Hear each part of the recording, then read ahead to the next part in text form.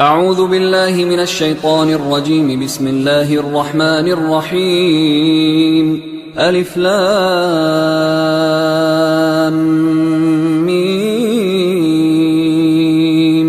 ذلك الكتاب لا ريب فيه هدى للمتقين الذين يؤمنون بالغيب ويقيمون الصلاة ومما رزقناهم ينفقون والذين يؤمنون بما أنزل إليك وما أنزل من قبلك وبالآخرة هم يوقنون أولئك على هدى من ربهم وأولئك هم المفلحون. إن الذين كفروا سواء عليهم أأنذرتهم أم لم تنذرهم لا يؤمنون. ختم الله على قلوبهم وعلى سمعهم وعلى أبصارهم غشاوة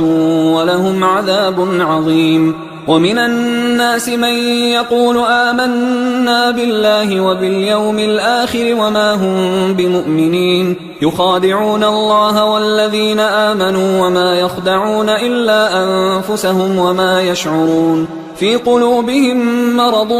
فزادهم الله مرضا ولهم عذاب أليم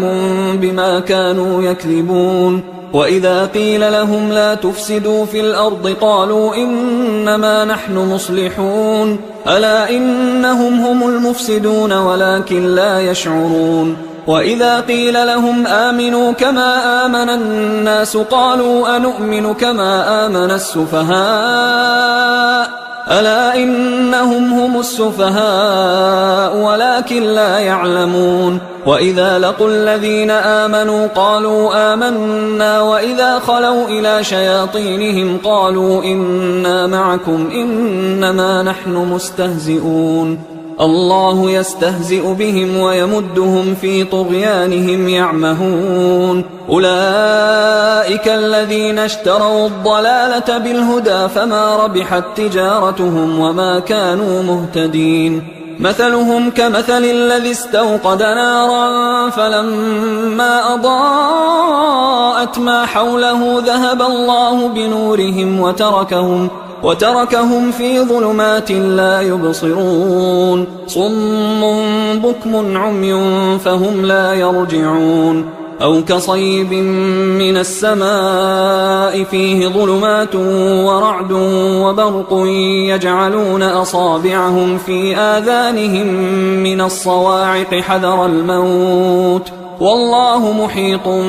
بالكافرين. يكاد البرق يخطف أبصارهم كلما أضاء لهم مشوا فيه وإذا أظلم عليهم قاموا ولو شاء الله لذهب بسمعهم وأبصارهم إن الله على كل شيء قدير. يا أيها الناس اعبدوا ربكم الذي خلقكم والذين من قبلكم لعلكم تتقون الذي جعل لكم الأرض فراشا والسماء بناء وأنزل من السماء ماء فأخرج به من الثمرات رزقا لكم فلا تجعلوا لله أندادا وأنتم تعلمون. وإن كنتم في ريب مما نزلنا على عبدنا فأتوا بسورة من مثله وادعوا شهداءكم من دون الله إن كنتم صادقين فإن لم تفعلوا ولن تفعلوا فاتقوا النار التي وقودها الناس والحجارة أعدت للكافرين. وبشر الذين آمنوا وعملوا الصالحات أن لهم جنات تجري من تحتها الأنهار كلما رزقوا منها من ثمرة رزقا قالوا هذا الذي رزقنا من قبل وأتوا به متشابها ولهم فيها أزواج مطهرة وهم فيها خالدون. إن الله لا يستحيي أن يضرب مثلا ما بعوضة فما فوقها فأما الذين آمنوا فيعلمون أنه الحق من ربهم وأما الذين كفروا فيقولون ماذا أراد الله بهذا مثلا يضل به كثيرا ويهدي به كثيرا وما يضل به إلا الفاسقين الذين ينقضون عهد الله من بعد ميثاقه ويقطعون ما أمر الله به أن يوصل ويفسدون في الأرض أولئك هم الخاسرون. كيف تكفرون بالله وكنتم أمواتا فأحياكم ثم يميتكم ثم يحييكم ثم إليه ترجعون. هو الذي خلق لكم ما في الأرض جميعا ثم استوى إلى السماء فسواهن 7 سماوات وهو بكل شيء عليم. وإذ قال ربك للملائكة إني جاعل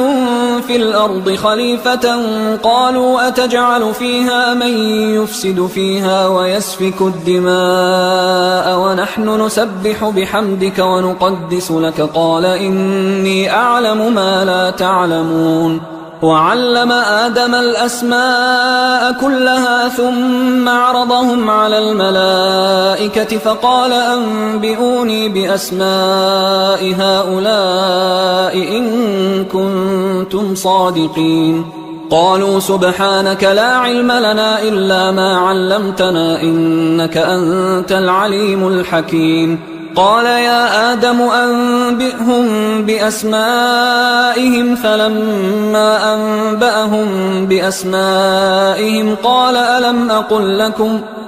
ألم أقل لكم إني أعلم غيب السماوات والأرض وأعلم ما تبدون وما كنتم تكتمون. وإذ قلنا للملائكة اسجدوا لآدم فسجدوا إلا إبليس أبى واستكبر وكان من الكافرين. وقلنا يا آدم اسكن أنت وزوجك الجنة وكلا منها رغدا حيث شئتما ولا تقربا هذه الشجرة فتكونا من الظالمين. فأزلهما الشيطان عنها فأخرجهما مما كانا فيه وقلنا اهبطوا بعضكم لبعض عدو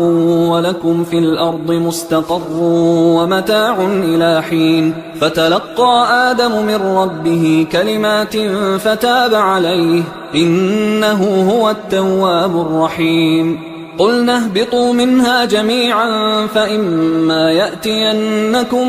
مني هدى فمن تبع هداي فلا خوف عليهم ولا هم يحزنون. والذين كفروا وكذبوا بآياتنا أولئك أصحاب النار هم فيها خالدون. يا بني إسرائيل اذكروا نعمتي التي أنعمت عليكم وأوفوا بعهدي أوف بعهدكم وإياي فارهبون. وآمنوا بما أنزلت مصدقا لما معكم ولا تكونوا أول كافر به ولا تشتروا بآياتي ثمنا قليلا وإياي فاتقون. ولا تلبسوا الحق بالباطل وتكتموا الحق وأنتم تعلمون. وأقيموا الصلاة وآتوا الزكاة واركعوا مع الراكعين. أتأمرون الناس بالبر وتنسون أنفسكم وأنتم تتلون الكتاب أفلا تعقلون. واستعينوا بالصبر والصلاة وإنها لكبيرة إلا على الخاشعين الذين يظنون أنهم ملاقو ربهم وأنهم إليه راجعون. يا بني إسرائيل اذكروا نعمتي التي أنعمت عليكم وأني فضلتكم على العالمين. واتقوا يوما لا تجزي نفس عن نفس شيئا ولا يقبل منها شفاعة ولا يؤخذ منها عدل ولا هم ينصرون. وإذ نجيناكم من آل فرعون يسومونكم سوء العذاب يذبحون أبناءكم ويستحيون نساءكم وفي ذلكم بلاء من ربكم عظيم. وإذ فرقنا بكم البحر فأنجيناكم وأغرقنا آل فرعون وأنتم تنظرون. وإذ واعدنا موسى 40 ليلة ثم اتخذتم العجل من بعده وأنتم ظالمون. ثم عفونا عنكم من بعد ذلك لعلكم تشكرون وإذ آتينا موسى الكتاب والفرقان لعلكم تهتدون وإذ قال موسى لقومه يا قوم إنكم ظلمتم أنفسكم باتخاذكم العجل فتوبوا إلى بارئكم فاقتلوا أنفسكم ذلكم خير لكم عند بارئكم فتاب عليكم إنه هو التواب الرحيم وإذ قلتم يا موسى لن نؤمن لك حتى نرى الله جهرة فأخذتكم الصاعقة وأنتم تنظرون ثم بعثناكم من بعد موتكم لعلكم تشكرون وظللنا عليكم الغمام وأنزلنا عليكم المن والسلوى كلوا من طيبات ما رزقناكم وما ظلمونا ولكن كانوا أنفسهم يظلمون وإذ قلنا ادخلوا هذه القرية فكلوا منها حيث شئتم رغدا وادخلوا الباب سجدا وقولوا حطة نغفر لكم خطاياكم وسنزيد المحسنين فبدل الذين ظلموا قولا غير الذي قيل لهم فأنزلنا على الذين ظلموا رجزا من السماء بما كانوا يفسقون وإذ استسقى موسى لقومه فقلنا اضرب بعصاك الحجر فانفجرت منه 12 عينا قد علم كل أناس مشربهم كلوا واشربوا من رزق الله ولا تعثوا في الأرض مفسدين وإذ قلتم يا موسى لن نصبر على طعام واحد فادع لنا ربك يخرج لنا مما تنبت الأرض من بقلها وقثائها وفومها وعدسها وبصلها قال أتستبدلون الذي هو أدنى بالذي هو خير اهبطوا مصرا فإن لكم ما سألتم وضربت عليهم الذلة والمسكنة وباءوا بغضب من الله ذلك بأنهم كانوا يكفرون بآيات الله ويقتلون النبيين بغير الحق ذلك بما عصوا وكانوا يعتدون إن الذين آمنوا والذين هادوا والنصارى والصابئين من آمن بالله واليوم الآخر وعمل صالحا فلهم أجرهم عند ربهم ولا خوف عليهم ولا هم يحزنون وإذ أخذنا ميثاقكم ورفعنا فوقكم الطور خذوا ما آتيناكم بقوة واذكروا ما فيه لعلكم تتقون ثم توليتم من بعد ذلك فلولا فضل الله عليكم ورحمته لكنتم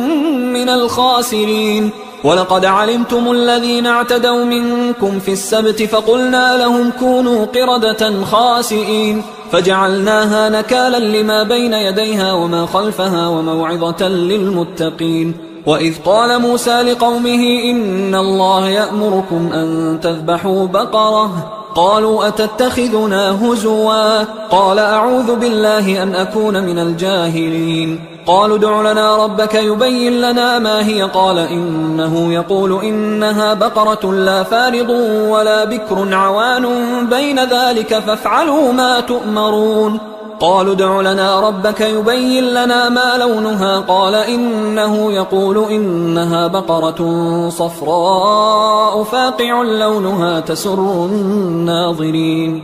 قالوا ادع لنا ربك يبين لنا ما هي إن البقرة شابه علينا وإنا إن شاء الله لمهتدون قال إنه يقول إنها بقرة لا ذلول تثير الأرض ولا تسقي الحرث مسلمة لا شية فيها قالوا الآن جئت بالحق فذبحوها وما كادوا يفعلون وإذ قتلتم نفسا فادارأتم فيها والله مخرج ما كنتم تكتمون فقلنا اضربوه ببعضها كذلك يحيي الله الموتى ويريكم آياته لعلكم تعقلون ثم قست قلوبكم من بعد ذلك فهي كالحجارة أو أشد قسوة وإن من الحجارة لما يتفجر منه الأنهار وإن منها لما يشقق فيخرج منه الماء وإن منها لما يهبط من خشية الله وما الله بغافل عما تعملون. أفتطمعون أن يؤمنوا لكم وقد كان فريق منهم يسمعون كلام الله ثم يحرفونه من بعد ما عقلوه وهم يعلمون. وإذا لقوا الذين آمنوا قالوا آمنا وإذا خلا بعضهم إلى بعض قالوا أتحدثونهم بما فتح الله عليكم ليحاجوكم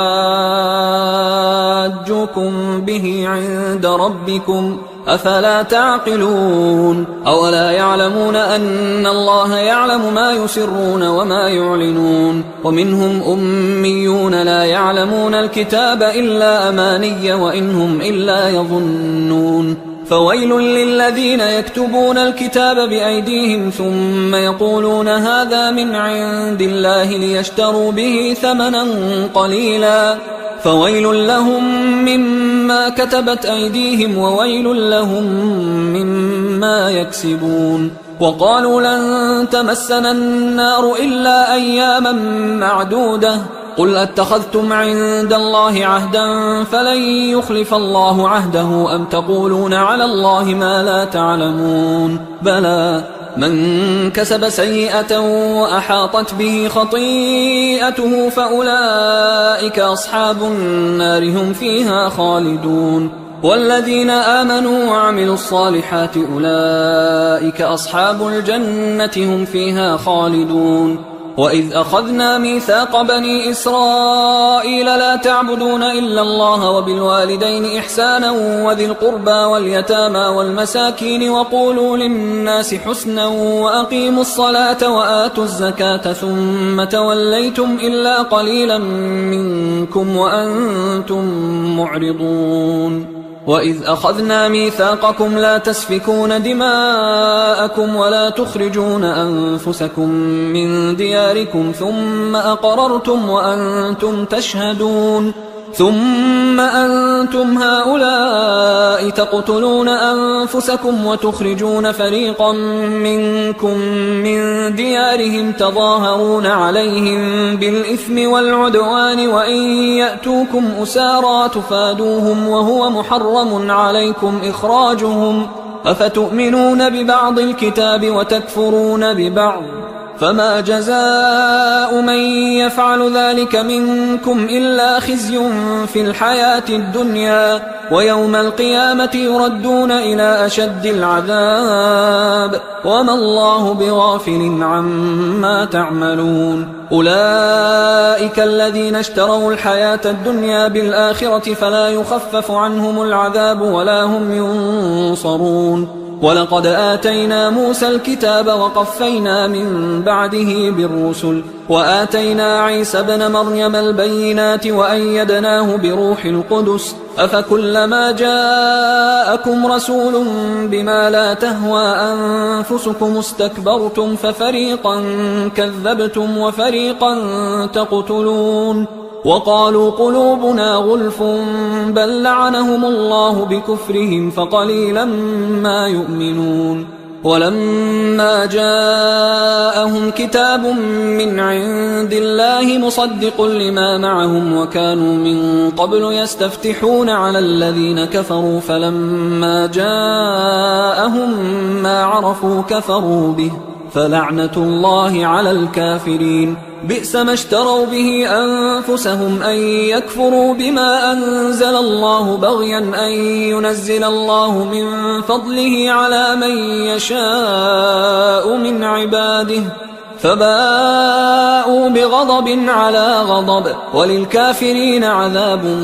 مهين. وإذا قيل لهم آمنوا بما أنزل الله قالوا نؤمن بما أنزل علينا ويكفرون بما وراءه وهو الحق مصدقا لما معهم قل فلم تقتلون أنبياء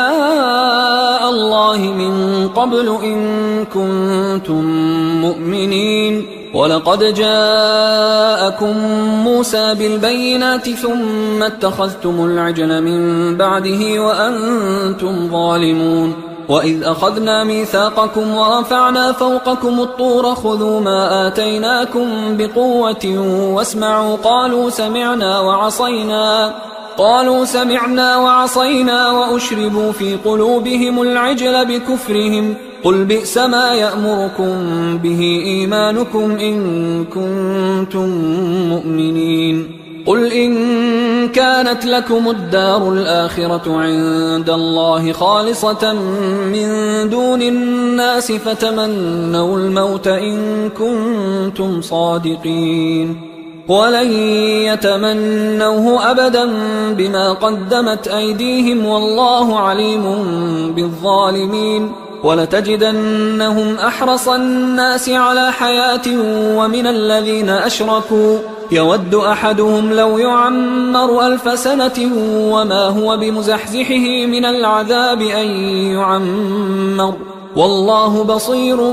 بما يعملون قل من كان عدوا لجبريل فإنه نزله على قلبك بإذن الله مصدقا لما بين يديه وهدى وبشرى للمؤمنين من كان عدوا لله وملائكته ورسله وجبريل وميكال فإن الله عدو للكافرين ولقد أنزلنا إليك آيات بينات وما يكفر بها إلا الفاسقون أوكلما عاهدوا عهدا نبذه فريق منهم بل أكثرهم لا يؤمنون ولما جاءهم رسول من عند الله مصدق لما معهم نبذ فريق من الذين أوتوا الكتاب كتاب الله وراء ظهورهم كأنهم لا يعلمون واتبعوا ما تتلو الشياطين على ملك سليمان وما كفر سليمان ولكن الشياطين كفروا يعلمون الناس السحر وما أنزل على الملكين ببابل هاروت وماروت وما يعلمان من أحد حتى يقولا إنما نحن فتنة فلا تكفر فيتعلمون منهما ما يفرقون به بين المرء وزوجه وما هم بضارين به من أحد إلا بإذن الله ويتعلمون ما يضرهم ولا ينفعهم ولقد علموا لمن اشتراه ما له في الآخرة من خلاق ولبئس ما شروا به أنفسهم لو كانوا يعلمون ولو أنهم آمنوا واتقوا لمثوبة من عند الله خير لو كانوا يعلمون يا أيها الذين آمنوا لا تقولوا راعنا وقولوا انظرنا واسمعوا وللكافرين عذاب أليم ما يود الذين كفروا من أهل الكتاب ولا المشركين أن ينزل عليكم من خير من ربكم والله يختص برحمته من يشاء والله ذو الفضل العظيم ما ننسخ من آية أو ننسها نأت بخير منها أو مثلها ألم تعلم أن الله على كل شيء قدير ألم تعلم أن الله له ملك السماوات والأرض وما لكم من دون الله من ولي ولا نصير أم تريدون أن تسألوا رسولكم كما سئل موسى من قبل ومن يتبدل الكفر بالإيمان فقد ضل سواء السبيل ود كثير من أهل الكتاب لو يردونكم من بعد إيمانكم كفارا حسدا من عند أنفسهم من بعد ما تبين لهم الحق فاعفوا واصفحوا حتى يأتي الله بأمره إن الله على كل شيء قدير وأقيموا الصلاة وآتوا الزكاة وما تقدموا لأنفسكم من خير تجدوه عند الله إن الله بما تعملون بصير وقالوا لن يدخل الجنة إلا من كان هودا أو نصارى تلك أمانيهم قل هاتوا برهانكم إن كنتم صادقين بلى من أسلم وجهه لله وهو محسن فله أجره عند ربه ولا خوف عليهم ولا هم يحزنون وقالت اليهود ليست النصارى على شيء وقالت النصارى ليست اليهود على شيء وهم يتلون الكتاب كذلك قال الذين لا يعلمون مثل قولهم فالله يحكم بينهم يوم القيامة فيما كانوا فيه يختلفون ومن أظلم ممن منع مساجد الله أن يذكر فيها اسمه وسعى في خرابها أولئك ما كان لهم أن يدخلوها إلا خائفين لهم في الدنيا خزي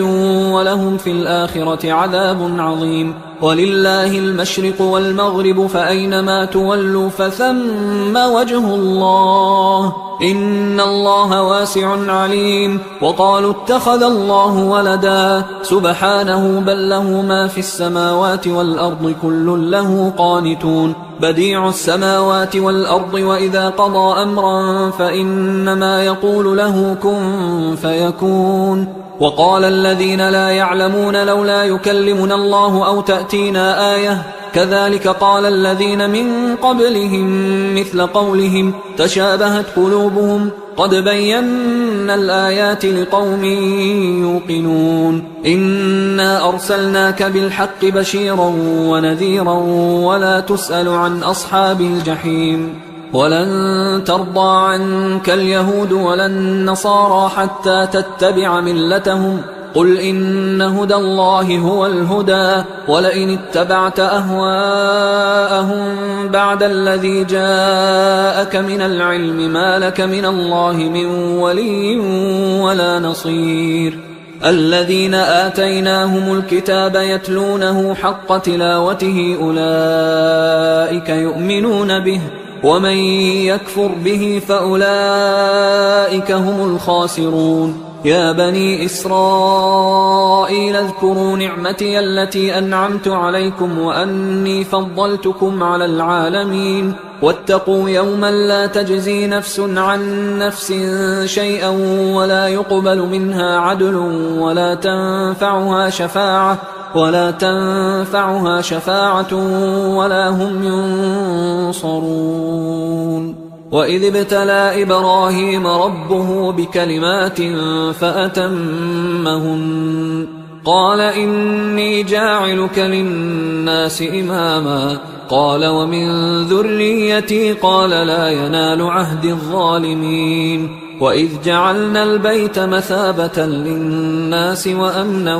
واتخذوا من مقام إبراهيم مصلى وعهدنا إلى إبراهيم وإسماعيل أن طهرا بيتي للطائفين والعاكفين والركع السجود وإذ قال إبراهيم رب اجعل هذا بلدا آمنا وارزق أهله من الثمرات من آمن منهم بالله واليوم الآخر قال ومن كفر فأمتعه قليلا ثم أضطره إلى عذاب النار وبئس المصير وإذ يرفع إبراهيم القواعد من البيت وإسماعيل ربنا تقبل منا إنك أنت السميع العليم ربنا وجعلنا مسلمين لك ومن ذريتنا أمة مسلمة لك وأرنا مناسكنا وتب علينا إنك أنت التواب الرحيم ربنا وبعث فيهم رسولا منهم يتلو عليهم آياتك ويعلمهم الكتاب والحكمة ويزكيهم إنك أنت العزيز الحكيم ومن يرغب عن ملة إبراهيم إلا من سفه نفسه ولقد اصطفيناه في الدنيا وإنه في الآخرة لمن الصالحين إذ قال له ربه أسلم قال أسلمت لرب العالمين. ووصى بها إبراهيم بنيه ويعقوب يا بني إن الله اصطفى لكم الدين فلا تموتن إلا وأنتم مسلمون. أم كنتم شهداء إذ حضر يعقوب الموت إذ قال لبنيه ما تعبدون من بعدي قالوا نعبد إلهك وإله آبائك إبراهيم وإسماعيل وإسحاق إلها واحدا ونحن له مسلمون. تلك أمة قد خلت لها ما كسبت ولكم ما كسبتم ولا تسألون عما كانوا يعملون. وقالوا كونوا هودا أو نصارى تهتدوا قل بل ملة إبراهيم حنيفا وما كان من المشركين. قولوا آمنا بالله وما أنزل إلينا وما أنزل إلى إبراهيم وإسماعيل وإسحاق ويعقوب والأسباط وما أوتي موسى وعيسى وما أوتي النبيون من ربهم لا نفرق بين أحد منهم ونحن له مسلمون. فإن آمنوا بمثل ما آمنتم به فقد اهتدوا وإن تولوا فإنما هم في شقاق فسيكفيكهم الله وهو السميع العليم. صبغة الله ومن أحسن من الله صبغة ونحن له عابدون. قل أتحاجوننا في الله وهو ربنا وربكم ولنا أعمالنا ولكم أعمالكم ونحن له مخلصون. أم تقولون إن إبراهيم وإسماعيل وإسحاق ويعقوب والأسباط كانوا هودا أو نصارى قل أأنتم أعلم أم الله ومن أظلم ممن كتم شهادة عنده من الله وما الله بغافل عما تعملون. تلك أمة قد خلت لها ما كسبت ولكم ما كسبتم ولا تسألون عما كانوا يعملون. سيقول السفهاء من الناس ما ولاهم عن قبلتهم التي كانوا عليها قل لله المشرق والمغرب يهدي من يشاء إلى صراط مستقيم. وكذلك جعلناكم أمة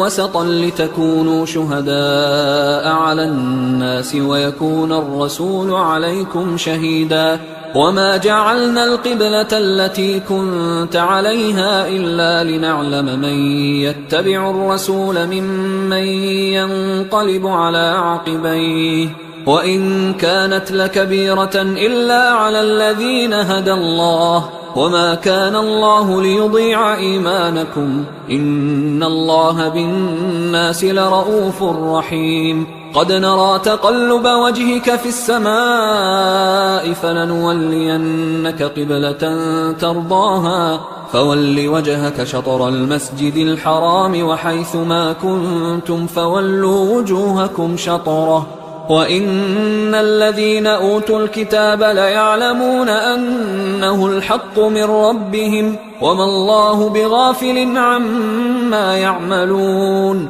ولئن أتيت الذين أوتوا الكتاب بكل آية ما تبعوا قبلتك وما أنت بتابع قبلتهم وما بعضهم بتابع قبلة بعض ولئن اتبعت أهواءهم من بعد ما جاءك من العلم إنك إذا لمن الظالمين. الذين آتيناهم الكتاب يعرفونه كما يعرفون أبناءهم وإن فريقا منهم ليكتمون الحق وهم يعلمون الحق من ربك فلا تكونن من الممترين ولكل وجهة هو موليها فاستبقوا الخيرات أينما تكونوا يأت بكم الله جميعا إن الله على كل شيء قدير ومن حيث خرجت فول وجهك شطر المسجد الحرام وإنه للحق من ربك وما الله بغافل عما تعملون ومن حيث خرجت فول وجهك شطر المسجد الحرام وحيث ما كنتم فولوا وجوهكم شطره لئلا يكون للناس عليكم حجة إلا الذين ظلموا منهم فلا تخشوهم واخشوني ولأتم نعمتي عليكم ولعلكم تهتدون كما أرسلنا فيكم رسولا منكم يتلو عليكم آياتنا ويزكيكم ويعلمكم الكتاب والحكمة ويعلمكم ما لم تكونوا تعلمون فاذكروني أذكركم واشكروا لي ولا تكفرون يا أيها الذين آمنوا استعينوا بالصبر والصلاة إن الله مع الصابرين ولا تقولوا لمن يقتل في سبيل الله أموات بل أحياء ولكن لا تشعرون ولنبلونكم بشيء من الخوف والجوع ونقص من الأموال والأنفس والثمرات وبشر الصابرين الذين إذا أصابتهم مصيبة قالوا إنا لله وإنا إليه راجعون أولئك عليهم صلوات من ربهم ورحمة وأولئك هم المهتدون إن الصفا والمروة من شعائر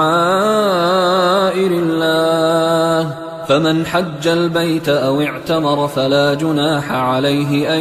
يطوف بهما ومن تطوع خيرا فإن الله شاكر عليم إن الذين يكتمون ما أنزلنا من البينات والهدى من بعد ما بيناه للناس في الكتاب أولئك يلعنهم الله ويلعنهم اللاعنون إلا الذين تابوا وأصلحوا وبينوا فأولئك أتوب عليهم وأنا التواب الرحيم إن الذين كفروا وماتوا وهم كفار أولئك عليهم لعنة الله والملائكة والناس أجمعين خالدين فيها لا يخفف عنهم العذاب ولا هم ينظرون وإلهكم إله واحد لا إله إلا هو الرحمن الرحيم إن في خلق السماوات والأرض واختلاف الليل والنهار والفلك التي تجري في البحر بما ينفع الناس وما أنزل الله من السماء من ماء فأحيا به الأرض بعد موتها وبث فيها من كل دابة وتصريف الرياح والسحاب المسخر بين السماء والأرض لآيات لقوم يعقلون ومن الناس من يتخذ من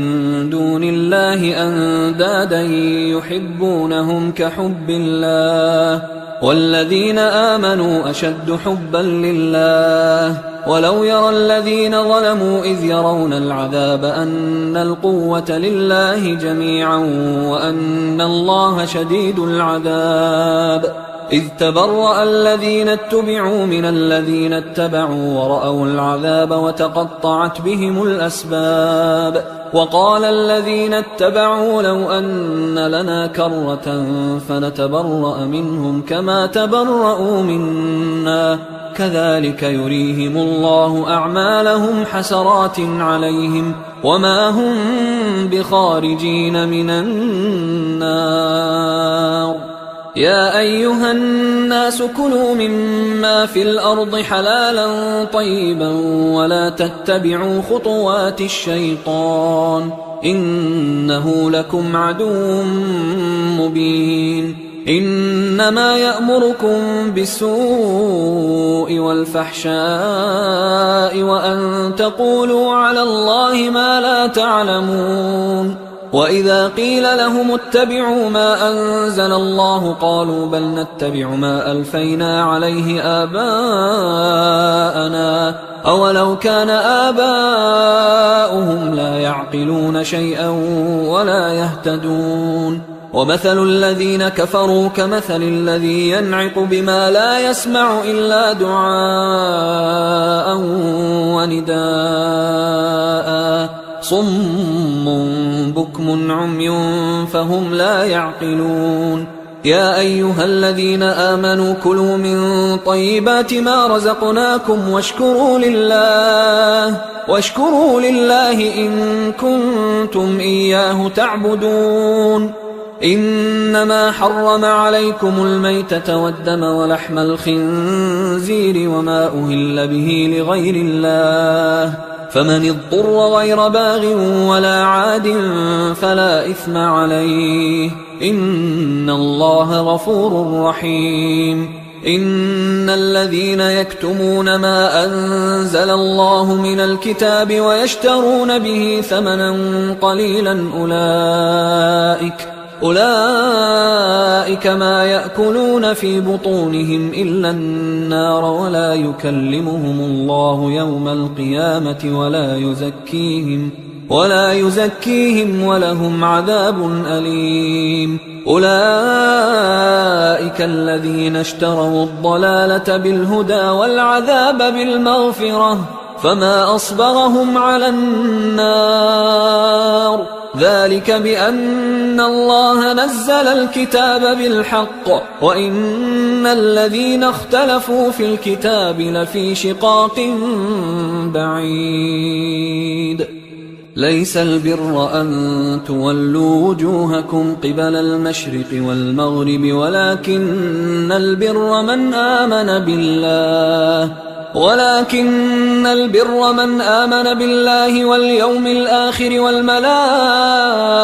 والكتاب والنبيين وآتى المال على حبه ذوي القربى واليتامى والمساكين وابن السبيل والسائلين وفي الرقاب وأقام الصلاة وآتى الزكاة والموفون بعهدهم إذا عاهدوا والصابرين في البأساء والضراء وحين البأس أولئك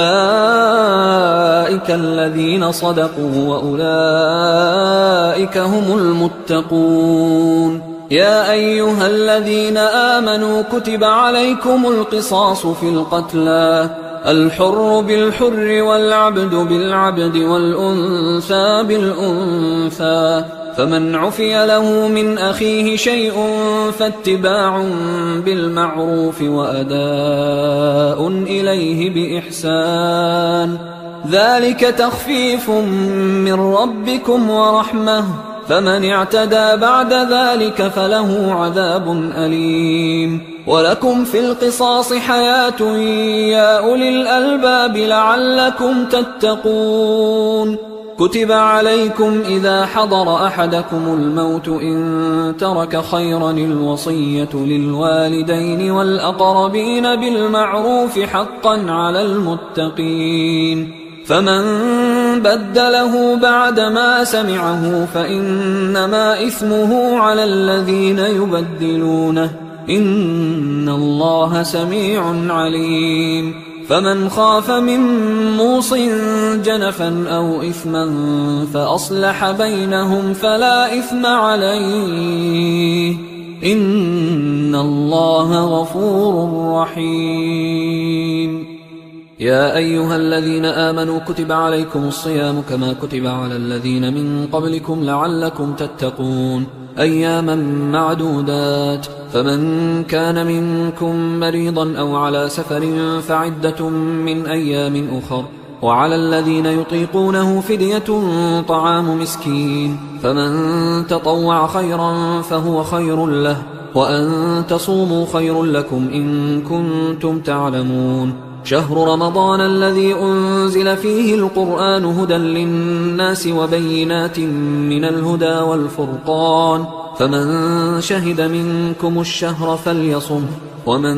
كان مريضا أو على سفر فعدة من أيام أخر، يريد الله بكم اليسر ولا يريد بكم العسر ولتكملوا العدة ولتكبروا الله على ما هداكم ولعلكم تشكرون. وإذا سألك عبادي عني فإني قريب أجيب دعوة الداعي إذا دعان، فليستجيبوا لي وليؤمنوا بي لعلهم يرشدون. أحل لكم ليلة الصيام الرفث إلى نسائكم هن لباس لكم وأنتم لباس لهن، علم الله أنكم كنتم تختانون أنفسكم فتاب عليكم وعفى عنكم، فالآن باشروهن وابتغوا ما كتب الله لكم، وكلوا واشربوا حتى يتبين لكم الخيط الأبيض من الخيط الأسود من الفجر، ثم أتموا الصيام إلى الليل، ولا تباشروهن وأنتم عاكفون في المساجد،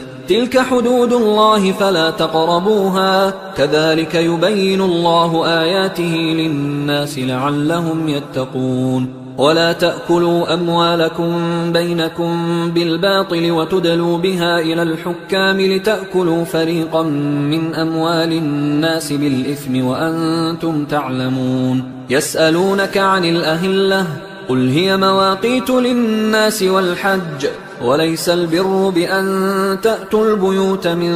ظهورها ولكن البر من اتقى، وأتوا البيوت من أبوابها واتقوا الله لعلكم تفلحون. وقاتلوا في سبيل الله الذين يقاتلونكم ولا تعتدوا إن الله لا يحب المعتدين. وقتلوهم حيث ثقفتموهم وأخرجوهم من حيث أخرجوكم والفتنة أشد من القتل، ولا تقاتلوهم عند المسجد الحرام حتى يقاتلوكم فيه، فإن قاتلوكم فاقتلوهم، كذلك جزاء الكافرين، فإن انتهوا فإن الله غفور رحيم. وقاتلوهم حتى لا تكون فتنة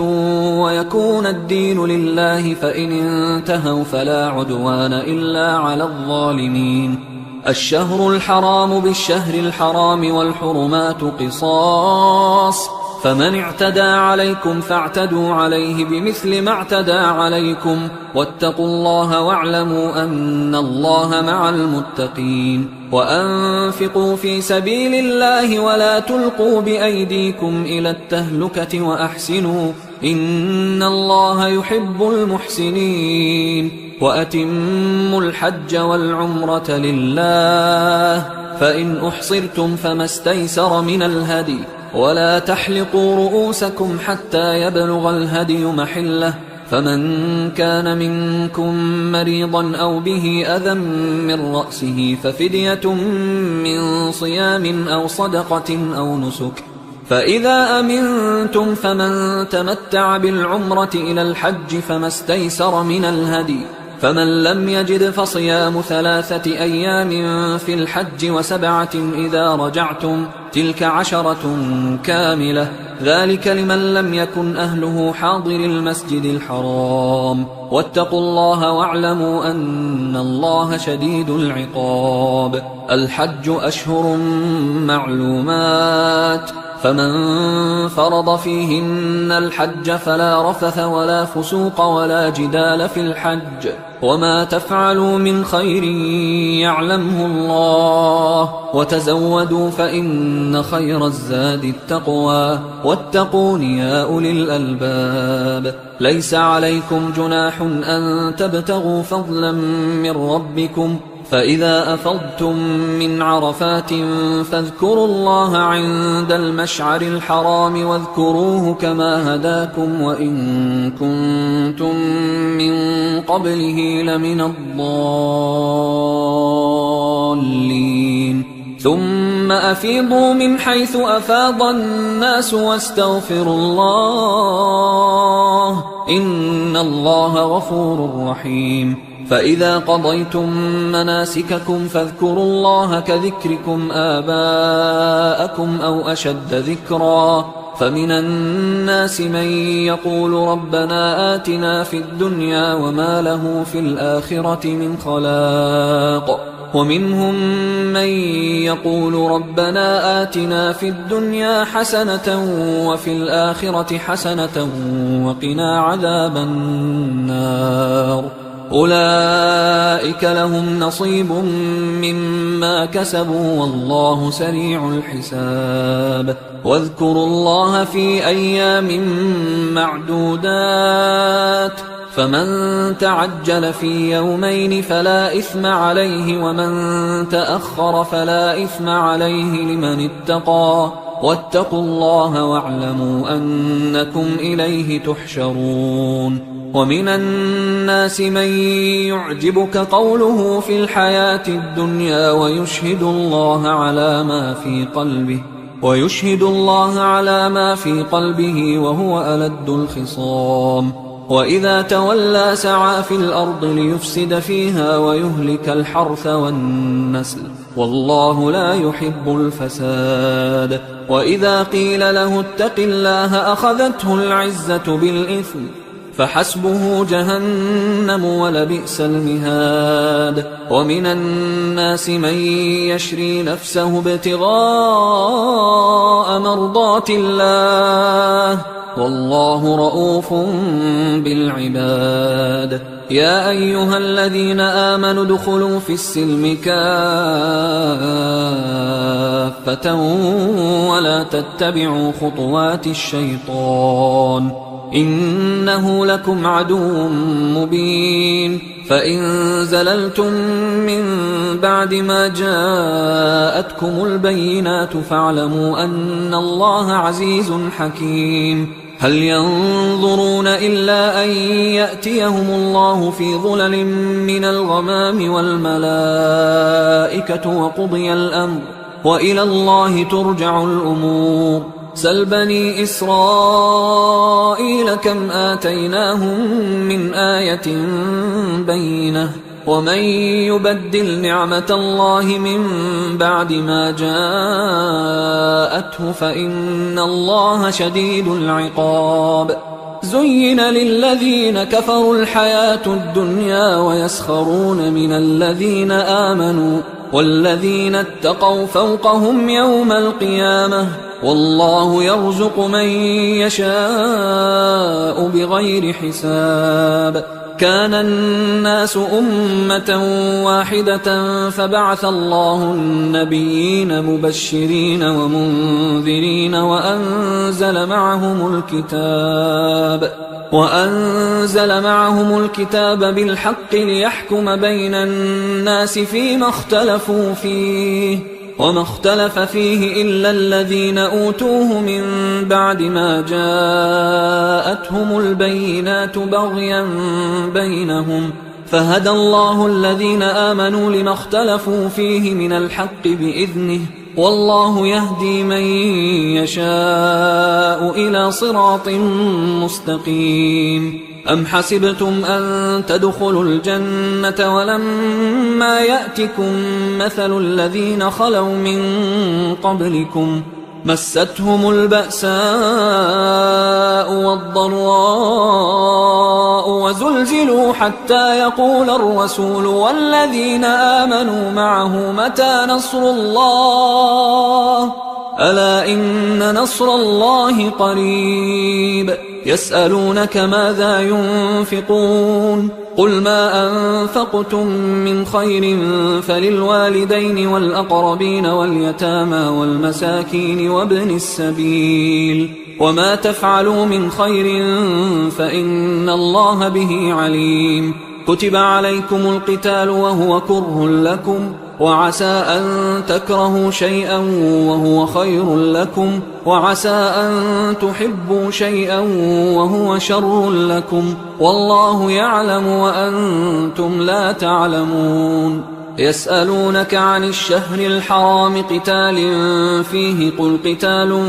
فيه كبير وصد عن سبيل الله وكفر به والمسجد الحرام وإخراج أهله منه أكبر عند الله والفتنة أكبر من القتل ولا يزالون يقاتلونكم حتى يردوكم عن دينكم إن استطاعوا ومن يرتدد منكم عن دينه فيمت وهو كافر فأولئك حبطت أعمالهم في الدنيا والآخرة وأولئك أصحاب النار هم فيها خالدون إن الذين آمنوا والذين هاجروا وجاهدوا في سبيل الله أولئك يرجون رحمة الله والله غفور رحيم يسألونك عن الخمر والميسر قل فيهما إثم كبير ومنافع للناس وإثمهما أكبر من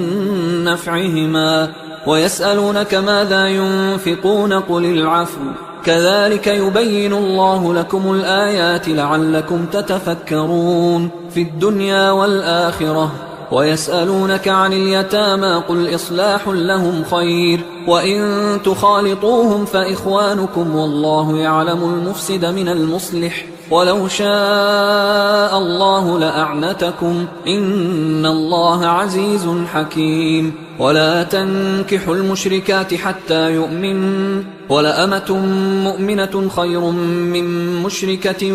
ولو أعجبتكم ولا تنكحوا المشركين حتى يؤمنوا ولعبد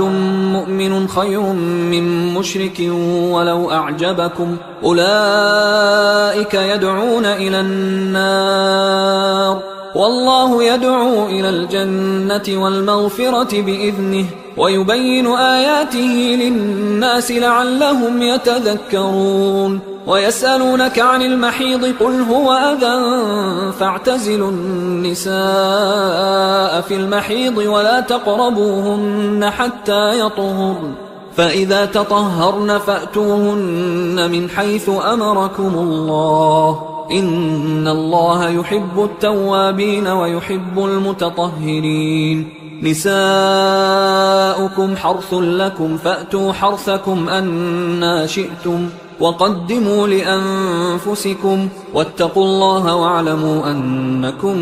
ملاقوه وبشر المؤمنين ولا تجعلوا الله عرضة لأيمانكم أن تبروا وتتقوا وتصلحوا بين الناس والله سميع عليم لا يؤاخذكم الله باللغو في أيمانكم ولكن يؤاخذكم بما كسبت قلوبكم والله غفور حليم للذين يؤلون من نسائهم تربص 4 أشهر فإن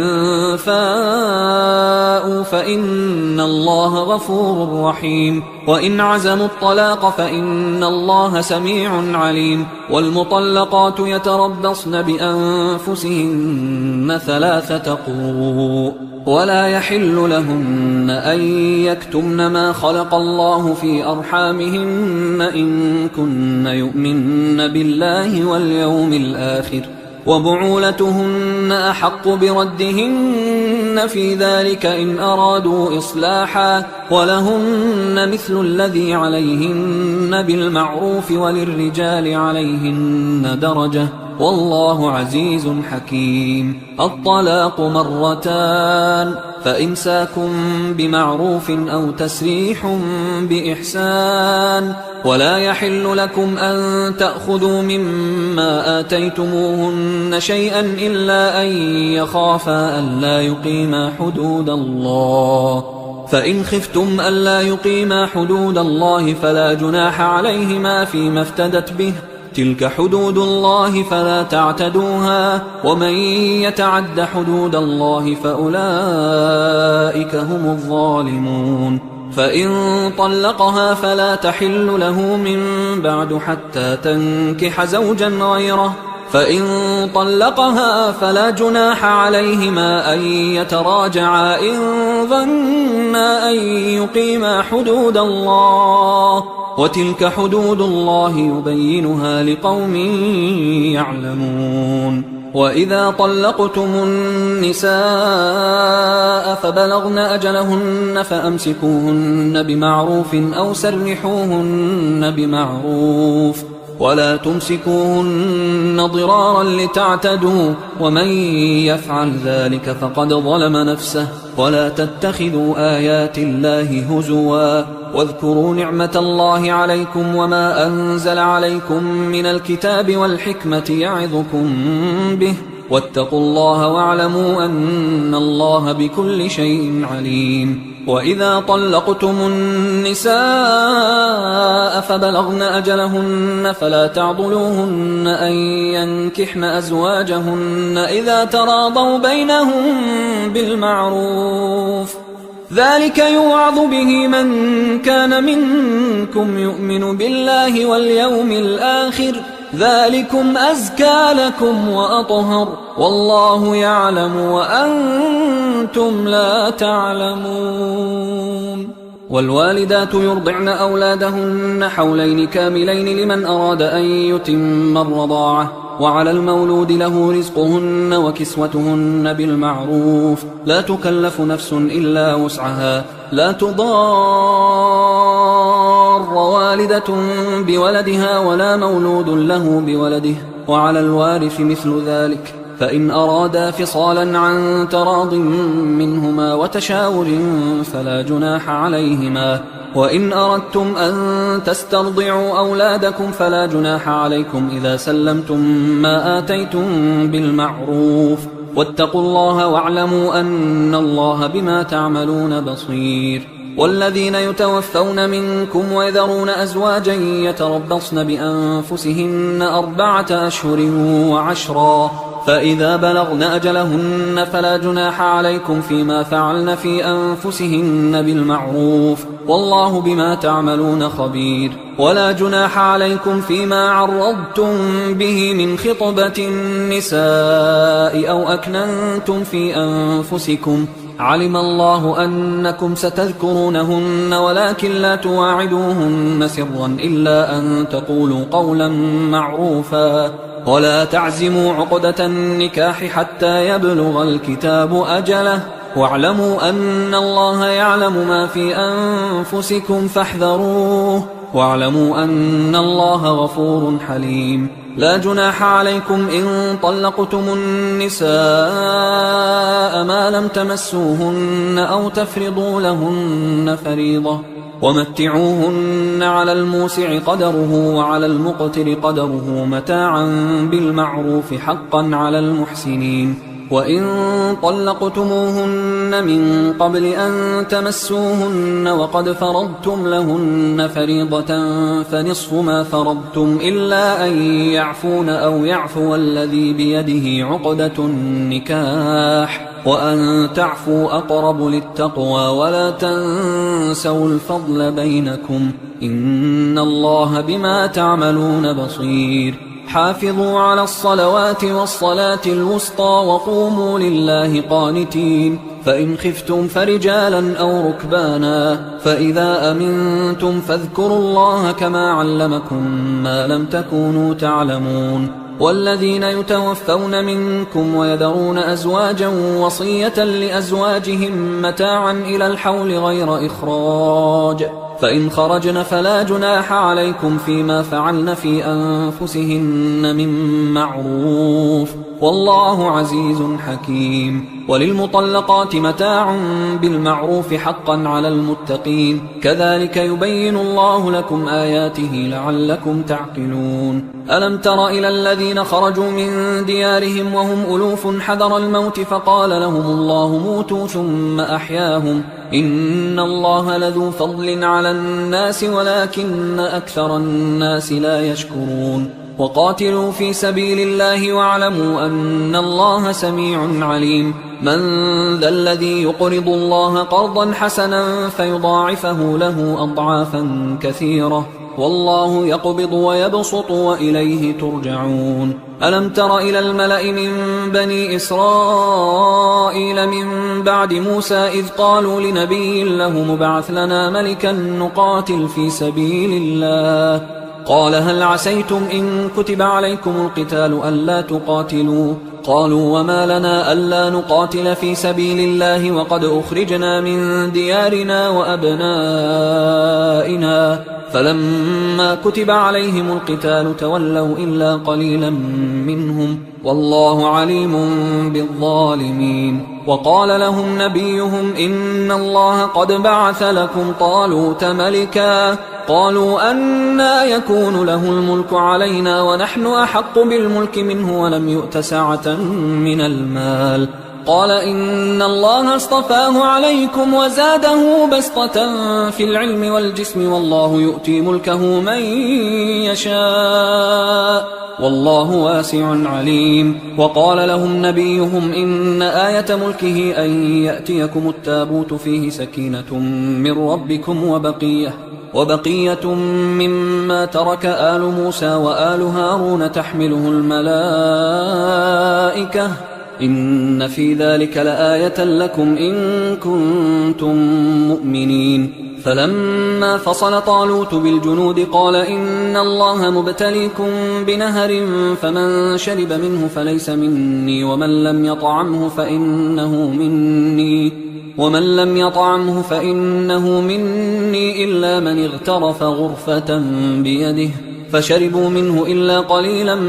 منهم فلما جاوزه هو والذين آمنوا معه قالوا لا طاقة لنا اليوم بجالوت وجنوده قال الذين يظنون أنهم ملاقوا الله كم من فئة قليلة غلبت فئة كثيرة بإذن الله والله مع الصابرين ولما برزوا لجالوت وجنوده قالوا ربنا أفرغ علينا صبرا وثبت أقدامنا وانصرنا على القوم الكافرين فهزموهم بإذن الله وقتل داود جالوت وآتاه الله الملك والحكمة وعلمه مما يشاء ولولا دفع الله الناس بعضهم ببعض لفسدت الأرض ولكن الله ذو فضل على العالمين تلك آيات الله نتلوها عليك بالحق وإنك لمن المرسلين تلك الرسل فضلنا بعضهم على بعض منهم من كلم الله ورفع بعضهم درجات وآتينا عيسى ابن مريم البينات وأيدناه بروح القدس ولو شاء الله ما اقتتل الذين من بعدهم من بعد ما جاءتهم البينات ولكن اختلفوا فمنهم من آمن ومنهم من كفر ولو شاء الله ما اقتتلوا ولكن الله يفعل ما يريد يا أيها الذين آمنوا أنفقوا مما رزقناكم من قبل أن يأتي يوم لا بيع فيه ولا خلة ولا شفاعة والكافرون هم الظالمون الله لا إله إلا هو الحي القيوم لا تأخذه سنة ولا نوم له ما في السماوات وما في الأرض من ذا الذي يشفع عنده إلا بإذنه يعلم ما بين أيديهم وما خلفهم ولا يحيطون بشيء من علمه إلا بما شاء وسع كرسيه السماوات والأرض ولا يؤوده حفظهما وهو العلي العظيم لا إكراه في الدين قد تبين الرشد من الغي فمن يكفر بالطاغوت ويؤمن بالله فقد استمسك بالعروة الوثقى لا انفصام لها والله سميع عليم الله ولي الذين آمنوا يخرجهم من الظلمات إلى النور والذين كفروا أولياؤهم الطاغوت يخرجونهم من النور إلى الظلمات أولئك أصحاب النار هم فيها خالدون. ألم تر إلى الذي حاج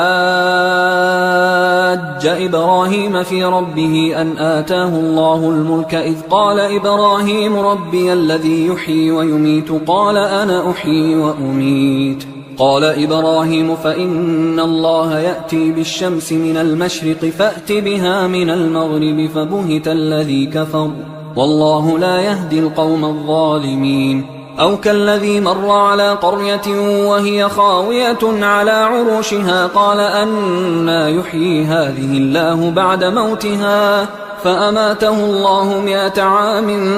ثم بعثه قال كم لبثت؟ قال لبثت يوما أو بعض يوم. قال بل لبثت 100 عام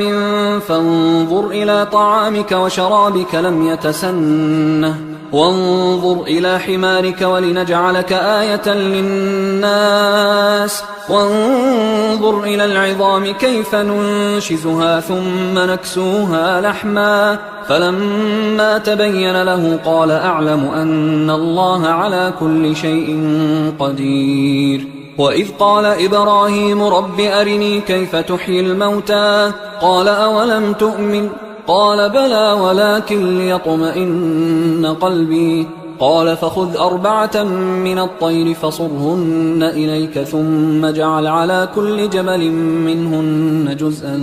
ثم ادعهن يأتينك سعيا واعلم أن الله عزيز حكيم. مثل الذين ينفقون أموالهم في سبيل الله كمثل حبة أنبتت 7 سنابل في كل سنبلة 100 حبة والله يضاعف لمن يشاء والله واسع عليم. الذين ينفقون أموالهم في سبيل الله ثم لا يتبعون ما أنفقوا منا ولا أذى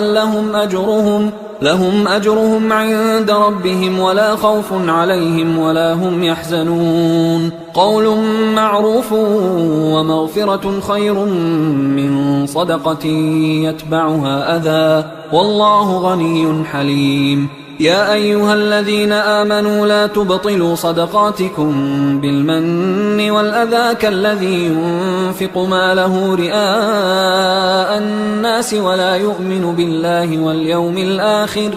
فمثله كمثل صفوان عليه تراب فأصابه وابل فتركه صلدا لا يقدرون على شيء مما كسبوا والله لا يهدي القوم الكافرين. ومثل الذين ينفقون أموالهم ابتغاء مرضات الله وتثبيتا من أنفسهم كمثل جنة بربوة أصابها وابل فآتت أكلها ضعفين فإن لم يصبها وابل فطل والله بما تعملون بصير. أيود أحدكم أن تكون له جنة من نخيل وأعناب تجري من تحتها الأنهار له فيها من كل الثمرات وأصابه الكبر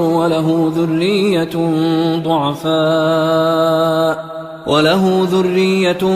ضعفاء فأصابها إعصار فيه نار فاحترقت كذلك يبين الله لكم الآيات لعلكم تتفكرون. يا أيها الذين آمنوا أنفقوا من طيبات ما كسبتم ومما أخرجنا لكم من الأرض ولا تيمموا الخبيث منه تنفقون ولستم بآخذيه إلا أن تغمضوا فيه واعلموا أن الله غني حميد. الشيطان يعدكم الفقر ويأمركم بالفحشاء والله يعدكم مغفرة منه وفضلا والله واسع عليم. يؤتي الحكمة من يشاء ومن يؤت الحكمة فقد أوتي خيرا كثيرا وما يذكر إلا أولو الألباب. وما أنفقتم من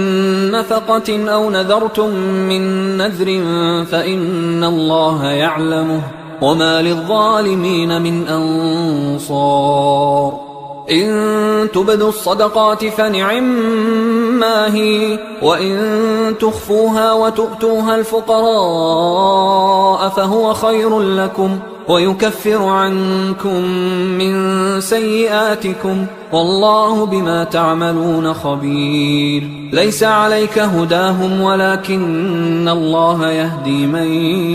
يشاء وما تنفقوا من خير فلأنفسكم وما تنفقون إلا ابتغاء وجه الله وما تنفقوا من خير يوفى إليكم وأنتم لا تظلمون للفقراء الذين أحصروا في سبيل الله لا يستطيعون ضربا في الأرض يحسبهم الجاهل أغنياء من التعفف تعرفهم بسيماهم لا يسألون الناس إلحافا وما تنفقوا من خير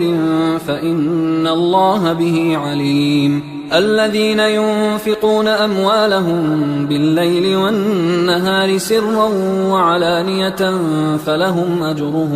فلهم أجرهم عند ربهم ولا خوف عليهم ولا هم يحزنون الذين يأكلون الربا لا يقومون إلا كما يقوم الذي يتخبطه الشيطان من المس ذلك بأنهم قالوا إنما البيع مثل الربا وأحل الله البيع وحرم الربا فمن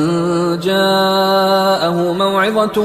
من ربه فانتهى فله ما سلف وأمره إلى الله ومن عاد فأولئك أصحاب النار هم فيها خالدون يمحق الله الربا ويربي الصدقات والله لا يحب كل كفار أثيم إن الذين آمنوا وعملوا الصالحات وأقاموا الصلاة وآتوا الزكاة لهم أجرهم عند ربهم ولا خوف عليهم ولا هم يحزنون يا أيها الذين آمنوا اتقوا الله وذروا ما بقي من الربا إن كنتم مؤمنين فإن لم تفعلوا فأذنوا بحرب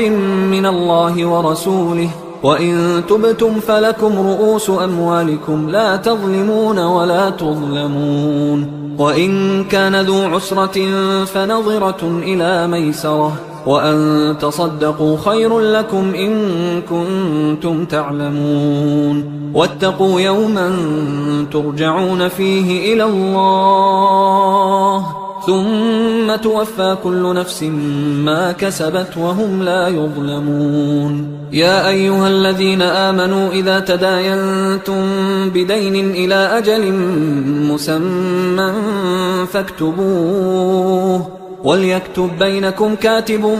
بالعدل ولا يأب كاتب أن يكتب كما علمه الله فليكتب وليملل الذي عليه الحق وليتق الله ربه ولا يبخس منه شيئا فإن كان الذي عليه الحق سفيها أو ضعيفا أو لا يستطيع أن يمله فليملل وليه بالعدل واستشهدوا شهيدين من رجالكم فإن لم يكونا رجلين فرجل وامرأتان ممن ترضون من الشهداء أن تضل إحداهما فتذكر إحداهما الأخرى ولا يأبى الشهداء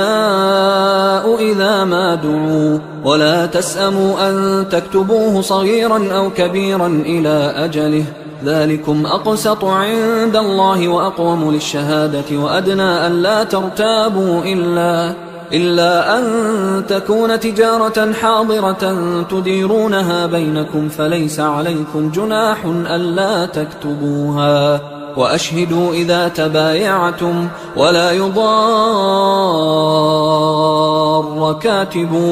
ولا شهيد وإن تفعلوا فإنه فسوق بكم واتقوا الله ويعلمكم الله والله بكل شيء عليم وإن كنتم على سفر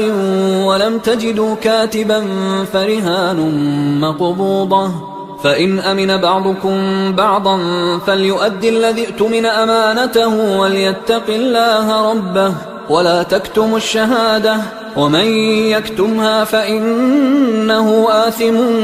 قلبه والله بما تعملون عليم. لله ما في السماوات وما في الأرض، وإن تبدوا ما في أنفسكم أو تخفوه يحاسبكم به الله فيغفر لمن يشاء ويعذب من يشاء والله على كل شيء قدير. آمن الرسول بما أنزل إليه من ربه والمؤمنون كل آمن بالله وملائكته وكتبه ورسله لا نفرق بين أحد من رسله وقالوا سمعنا وأطعنا غفرانك ربنا وإليك المصير. لا يكلف الله نفسا إلا وسعها، لها ما كسبت وعليها ما اكتسبت. ربنا لا تؤاخذنا إن نسينا أو أخطأنا، ربنا ولا تحمل علينا إصرا كما حملته على الذين من قبلنا، ربنا ولا تحملنا ما لا طاقة لنا به، واعف عنا واغفر لنا وارحمنا، أنت مولانا فانصرنا على القوم الكافرين.